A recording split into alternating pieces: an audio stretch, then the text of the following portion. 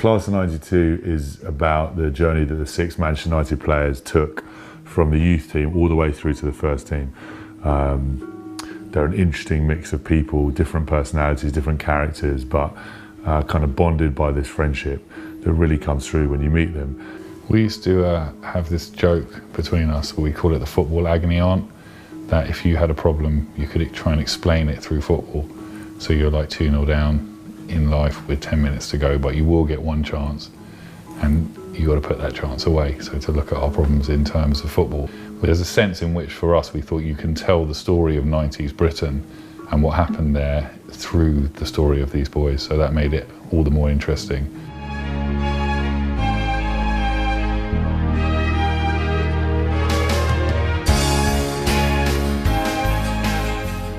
We turned up at Old Trafford and we met up with Paul Scholes, David Beckham and Gary Neville, and they basically took us around the stadium and kind of spoke about their memories in different places. It was nice to sort of walk the corridors of Old Trafford with those guys, you know. So it's a really amazing experience. Just eavesdrop on a conversation between Paul Scholes, Gary Neville and David Beckham was just great fun. Shoes as well, blue shoes. Do you like them? Paul Smith. Your feet got smaller, by the way.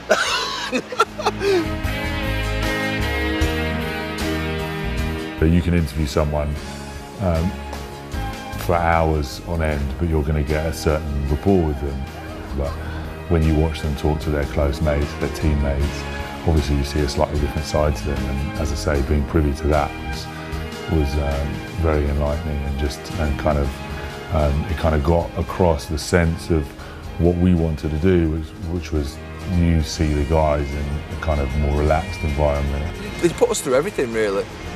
We did put us through everything. You know, we actually used to go and sell tickets in the commercial office, didn't we? Remember? So, yeah. No, I worked in the souvenir shop. The souvenir shop, yeah. So you got posted in the souvenir shop in the commercial department selling tickets as kids. Stocking the shelves up, souvenir shop. Should have stayed there, to be fair, guys. Oh yeah, ticket selling and media was absolutely brilliant and wonderful. It's the football, like I say, that created the problem. But they used to put us in different places and test us all the time. Part of filming with people like that is you sort of put it out of your mind what massive kind of stars, what big icons they are, and then every now and then you come in a corner and all these kids would be like screaming or trying to mob them and get autographs. It was amazing. This is where we'd wait for an hour and a half before the game, and sit around. All 6 of us would sit around there in the same seats every match. Knowing that one of us at one point was going to get called out by the gaffer. He's just sent kiddo in for one of us, isn't it? That's why we were just to hide around there. They haven't filled your caps in yet, or mine. Oh, they have to fill mine in. You must think you're still doing the playbacks. You must think oh no, you only retired, didn't you, a few weeks ago? They'll do it now, won't they? What they want to see is you and the old kids, trust me. Otherwise, Toffs will be out of business. It's going to look amazing. Trust me, you're going to look amazing in the old kids.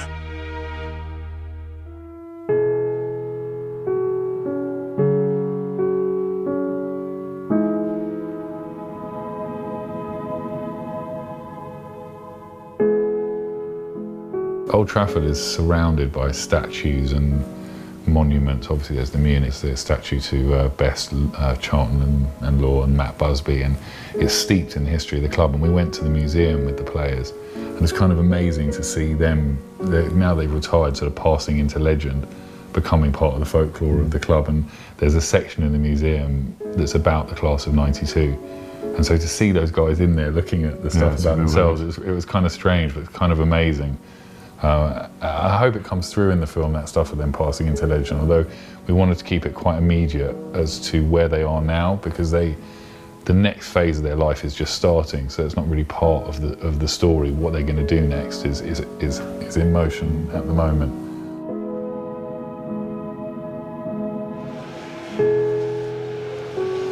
Scholes, have you seen whose name's on the back of that shirt? Whose? I bet you won't guess.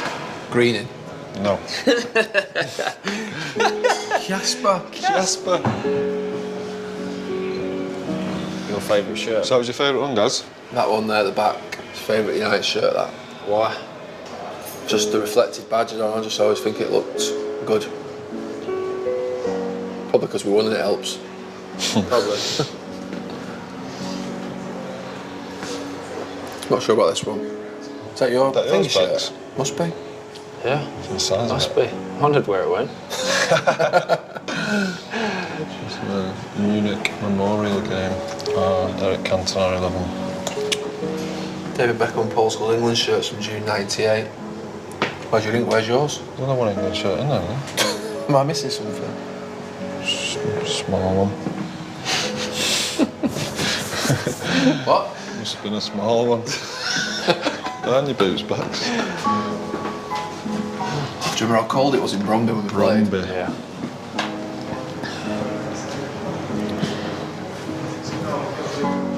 Have you donated these to the museum? Yeah. Great game that one at Barcelona. Away? At home? Home. Yeah. Not for a defender, it wasn't. Neither game was. They can't be Giggsies, can they? Yeah, they are Giggsies there. Or Pallies. No chance. Pallies. Massive. Coles. Gotta be Pallies. Coles. Coles or Giggsies, I ain't tell you. Pallies. Gotta be Pallies. The size of No. Oh, Schmeichel's. Nice to be among all this, isn't it, I suppose? Say, you know, you with people that you watch playing when you was a kid, when you was at school, you know, your Brian Robsons, and you know, to be part of all that's amazing. I think we had a lot to thank that team for, really. You know, the Bruces, the Palaces, the Schmeichels, the Dennis Irwins, the Brian Robsons, Mark Hughes, Eric Cantonas, because I think they were the ones who were under the real pressure, because they hadn't won it for, I don't know how many years it was. It was a long time, and we came along really just to try and sustain and carry on what they had done. That was still the best league. The first year they won it, wasn't it? Well, that team was unbelievable, wasn't it? Yeah. Brilliant I think team. that team, Kanchelskis, Giggsy, was Giggsy in that team? Yeah. Sharpie, and the football they played was incredible, wasn't it?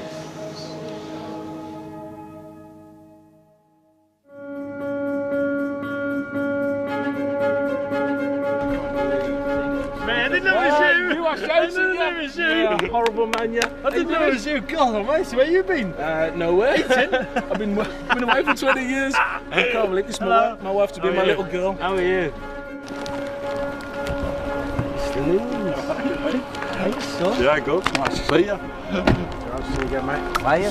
Didn't get that do, wasn't it? Oh, mate, that was. Judge Switzer. Stay off them weights, you, mate. I know, yeah. Fucking hell. Oh, hey, it's all right. Pump myself up before you come, mate.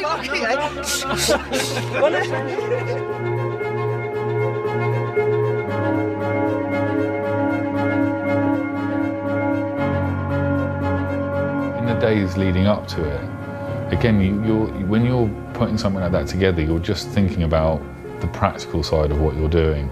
What I mean is like making sure everyone's there on time and it happens, and that you're going to be able to film it and you've got everything in place. But as we built up to it, it started to be clear that it was actually quite a big deal, especially for the players who hadn't made it from the class of '92, who played with Giggsy and Becks and Scholes when they were kids and hadn't seen them since then. When we arrived there and all the players were together, it did feel like it was something that was a bit of an honour to be a part of and to have hooked up. It was special beyond just the shoot of the film. It was pretty magical. Right, we're just about to go in and meet all the lads that we used to play with when we were younger. You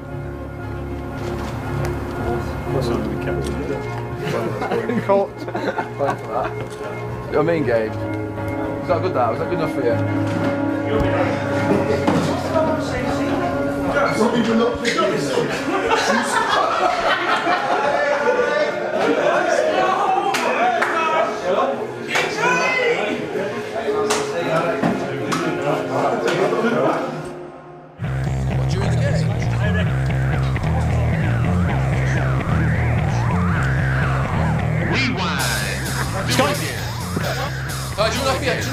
Come on! Do it again. Do it again. Rewind.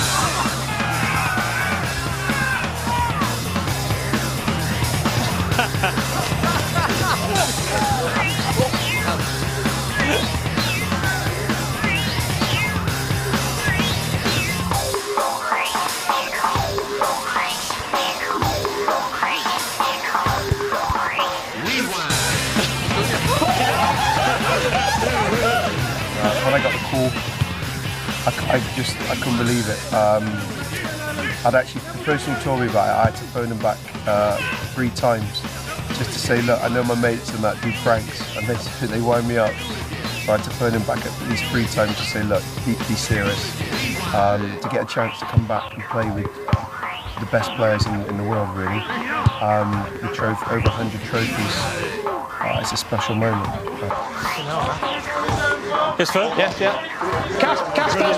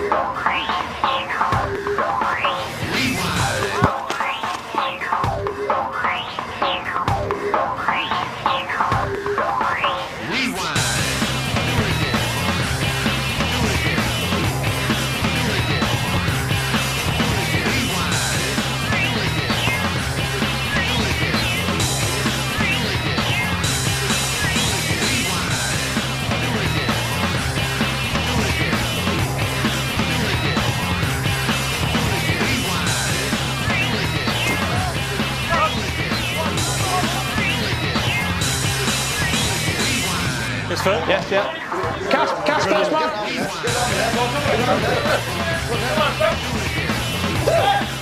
Lost him. Oh my God! I can't wait till Jamie Cannon goes off Sky. It's far better. We're almost there. We're almost there. Cast.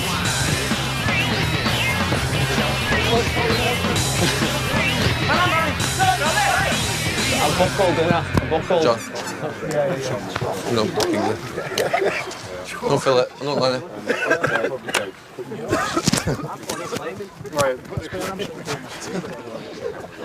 That was alright. They'll do. Ready?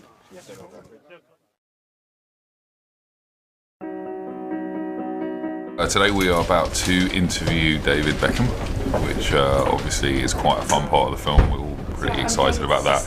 Well, these guys have been interviewed over and over and over again, and because of their sort of status in football, because of the nature of the game, they've learnt to say absolutely nothing when they get interviewed. I mean, they're really experienced at it. They give you a few football cliches and they want to get out of there as quick as possible so they don't get into any trouble. So we were worried in the first instance about interviewing them to try and get past that. I think also people have heard their story, they watched their story unfold, and they know a lot about them. It was funny because in the first few interviews, we prepped hard. Like, we had 5 or 6 pages of notes of questions we wanted to ask. And by the end, we kind of got rid of most of those questions. By the last few interviews, we were just like, the only way of doing this is just to sit down and have a chat.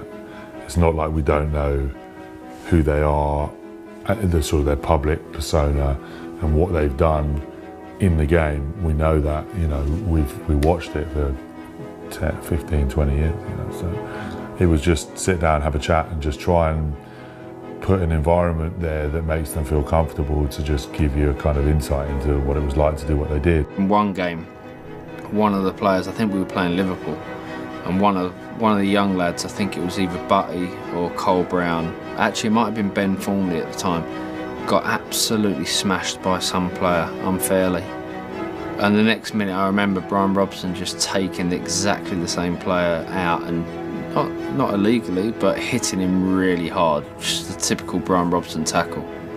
And I think we all looked around at each other and we all smiled because, you know, being looked after by someone like Brian Robson, you know, it doesn't get much better than that. My debut was in '92, and I remember going to the Midland Hotel in the afternoon. I thought, this is a bit posh. I'd never seen anything like it before. It was like massive room, big hotel. Slept in the afternoon, not thinking really about anything. And then he said to me, "You're on the bench." Game continues to go by, and then with 2 minutes to go, he says, "You're going on." And I didn't have time to get nervous. I didn't have time to think what's happening. I just remember standing on the touchline, running on and only getting one touch of the ball, and that was the throwing. Symptomatic of my career, I think. And I always remember Gary Pallister getting a bollocking after the game because I had a long throw, and the boss said to him, "Do you not remember? So you don't come and watch the youth team, you Pallister. Why weren't you up in the box then? Neville's got a long throw, you should know that." And thinking, I'm sat there as a kid, 17 at the time, all these players around him and he's having a go at Pally. You know, like in your first day at work, the second year apprentices would have you, with a calendar saying who's your favourite player at dinner time, and I'd always say Brian Robson, and I had to put a calendar of Brian Robson on a mop. I'd have to chat it up, mop up, and say, do you want to dance with a mop and stuff? And it was a crazy thing, but it was good to get us into the way of thinking. Everyone having a laugh together, and then before you knew it, you was part of the clique and part of the clan, really. Well, the latest one, the Carrick one, have you heard that one? When it's not Scholes. Can't believe it's not Scholes, it's Carrick, Can't believe it's not Scholes. That's brilliant, that one. What about the other? Bex didn't have one, did he? Yeah. Butties was good. Yeah, Butties was good. Na na na na na na na na. Nicky Butt, Nicky Butt, Nicky Butt. That was a good one. Scholes got one. Scholes, yeah. Scholes is a good one. They're usually good at that. I mean, the United fans with songs are usually brilliant at that. And I'm lucky enough to have a couple with my name. I wasn't too happy when Phil nicked my song. I mean, he did like 2 step-overs, and then all of a sudden he gets my song. So I wasn't too happy when I'm playing in a game and I'm thinking, oh, they're singing my song, for the first few seconds, and then Phil will tell you, whoa, that's not right. Phil, no, it's my song. He's done a couple of step-overs, and... No, I tell you, nice. I think I just used to laugh at Nicky and Ryan, the stuff where good dancers, you know what I mean? It was just entertainment watching them two just rip the piss out of each other all night. It was good, and they rip the piss out of each other, and Nicky might have a bit of a dig at Phil or something. He might try and batter him or throw him out. One night in town, actually, we tried to throw Phil Neville in a bin. No, let me go. Gotta go home. Me and Nicky were trying to pick him up and put him in a bin outside the living room in town. You don't leave Old Trafford. You don't leave Man United. You might go and play for another club anywhere in the world, but your heart never leaves Old Trafford. And you're talking about a group of lads that not only just support Man United, but would die for Man United. I went to a game, it was Paul Scholes' return day after his retirement. We went to Man City in the FA Cup, and it was a Sunday, it was freezing cold, and David came up from London. We went to the game, and we were sat watching the game, and City fans had obviously noticed David and was given a little bit of stick, and he was very calm, very, very composed. The game kicks off and he's still composed, and then Man United score, and you look across and you've got Bex jumping up, his dad jumping up, me jumping up, and I'm playing for Everton, Bex is playing for the LA Galaxy and AC Milan. Ted's not probably, supporting his son, and that's the United feeling. Stretford End was where I used to go, man. It was 30p in Stretford Juniors, and every now and again you'd sneak up into the Stretford seats or something. It was horrible, but it was great. I've seen some amazing. I've been party to some amazing stuff there. I used to sit with my brother, the little brother, on the railings at the front with his wagon wheel and his Kia, and then There's a rite of passage thing there. We've been away on tour in Europe and stuff like that, and there's games on, and we've actually kept people waiting an hour and a bit while we've watched them in dressing rooms. Even making that second coming LP with the Stone Roses, that took about bloody 5-6 years to do. We'd finished it, and Ian Brown is also an absolutely crazy United boy. He come up to me and says, it's going to be a good year next year, what do you reckon? I says, yeah, I reckon we'll win the FA Cup and win the league. He was on about the Roses album, and I was just immediately thinking about what United we're going to do next year. Nice to meet you. Yeah. It's nice to meet you. Yeah, good to see Gabe, you. good to meet you. Hi, Gabe. Good to see you. Nice to meet you. I'm Ben. This is our crew. Gary Neville was excellent. Really. Sorry. Just kind of. Yeah, he's very articulate, Gary. Yeah, he's sort of the best of them in that sense. And then David Beckham was unbelievably emotional, which was amazing. So he talked about sort of '98, and then sort of returning to sort of everyone's favourite, as it were. But he was brilliant. And then Scholes talked much more than I think anyone expected him to, which was nice. And then Nicky Butt was very funny. Yeah. So we're just waiting for Ryan Giggs and Phil Neville when they get back from, I think, Australia. And then we're going to France to do the Stone Roses next week. And then Danny Boyle gets back in the beginning of August and we're doing him. Actually, the thing I will never forget about the treble was that I had to go and do a big event in Wales that was actually related to devolution with the Queen on the evening of the Man U European final. And we were constantly sending out for the score. And I remember, you know, this was obviously with just a very short time of the match to go. The guy was the sort of guy who used to come in like a sort of announcer, like a herald, because, you know, everything was very formal with the Queen, and would sort of give the score. And so he came in and said it's 1-0, you know, obviously to the opposition. And then a few moments later, it's 1-1. And I remember we were saying, no, I thought you said it was 1-0. He said, no, it's 1-1. And then he comes in about a few seconds later and says, no, it's 2-1. So, no, I thought you said it was 1-1. No, it's all changed. You know, so anyway, that's what I remember about that night. But it was, yeah, that was, of course, those were the halcyon days, weren't they? Paul Scholes.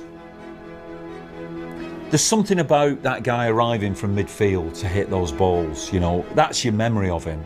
Your memory of him is the busyness, you know, that constant, that busyness, that just like those Barcelona midfielders who look to me like they're all based on him personally, you know, but he's got the ginger head and the kind of like the scurrying movement, and it's just that constant movement, and there is nothing more beautiful than seeing him arrive in that hole. Everybody's faffing about in the penalty area.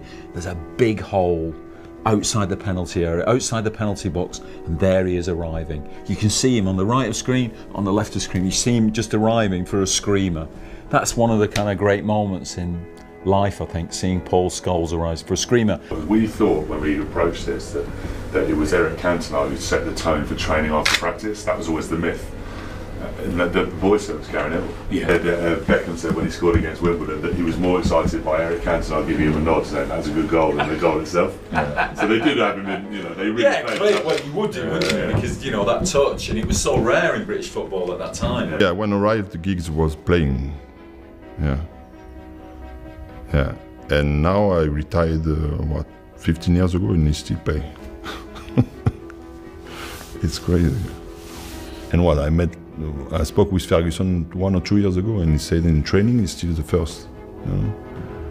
He can run for hours. He's fast, but sometimes you have players fast like this, but they're not so much. I don't know in English the word, but in French it's endurance. Endurance. You know, they can run for hours.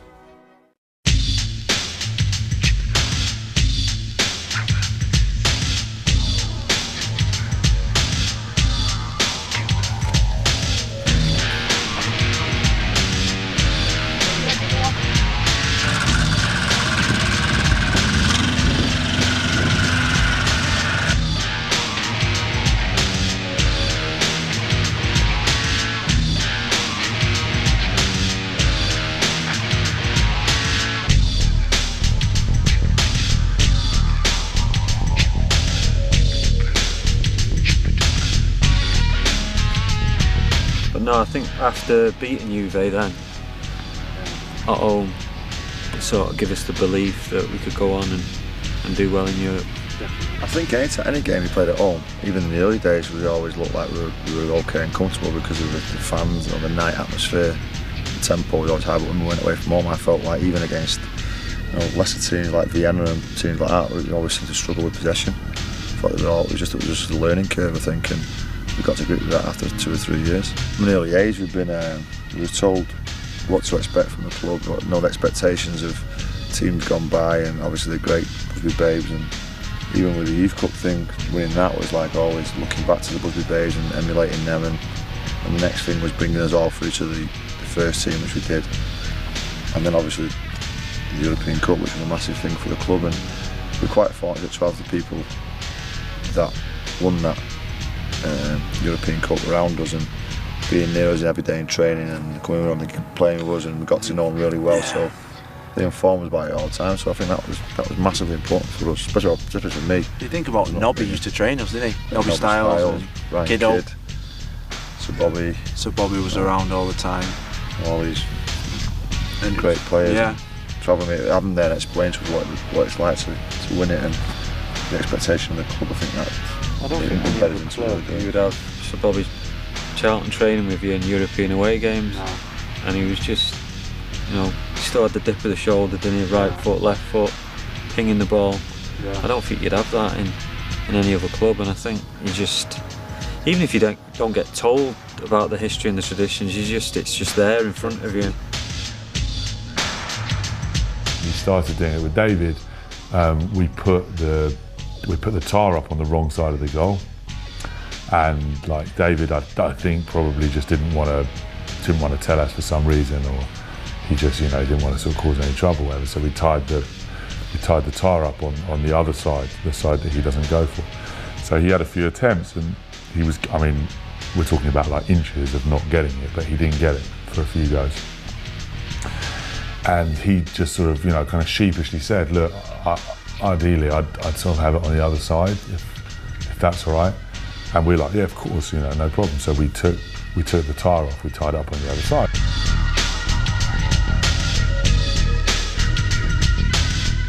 First time, went round the other side, straight through, kind of looked at us like, maybe you should have done your research.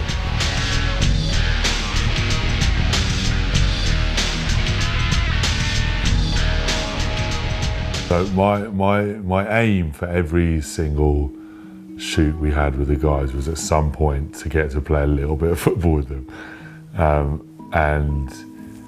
We managed to do that with most of the guys. When we shot their slates, the pressure wasn't really on. We just had to get a shot to open up their section with.